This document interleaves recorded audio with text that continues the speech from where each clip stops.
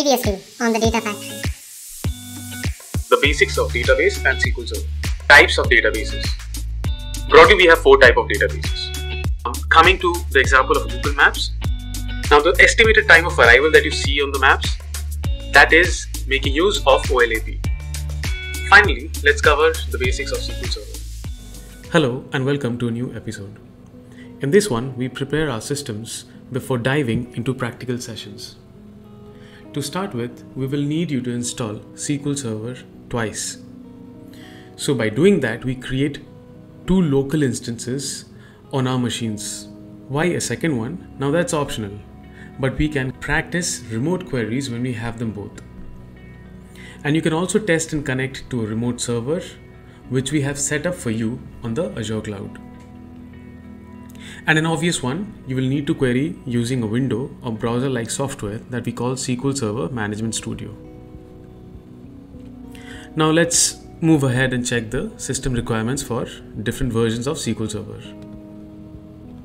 This matrix shows you all the versions of SQL Server and the minimum requirements for us to install them. Now please note, we will use SQL Server 2019 for illustration purposes because that's the most stable. Now, though we know SQL Server 2022 is under preview version, it was just released in May 22, so it's not as stable as 2019. But feel free to choose yours. Now, in general, the minimum system requirements that we should adhere to is, a 4 GB RAM, a 6 GB disk space, and a 2 gig 64-bit processor. Now why 64-bit? Because Microsoft dropped supporting 32-bit from 2016 onwards. Let's have a look inside a typical SQL server. Now, similar to Microsoft Office, wherein we are able to operate and use Excel, Office, PowerPoint, etc., there are several components within a server. Now to start with, let's see what the database engine is there for. It supports real-time rapid processing of OLTP databases. The SQL Server Agent is basically there to manage, monitor and automate tasks, things like scheduling jobs, email notification, etc.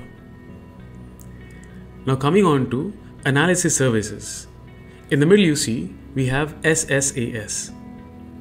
If you remember, it is used for big data analysis, forecasts, right? Then to the left we have SSIS. It is used to support the design of database of old historical data, i.e. RDWH. SSRS. It is for end-to-end implementation of report design, storage and access. Here to the right, we also have something assigned for machine learning.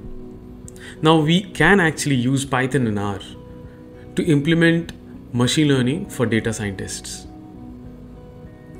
Let's move ahead. We have this quick summary for you. Herein on the left hand side, you see all the important components within the SQL Server and what are their purposes. Now let's start the installation of SQL Server. So the step number 1 will be installing SQL Server, the first instance in our computers.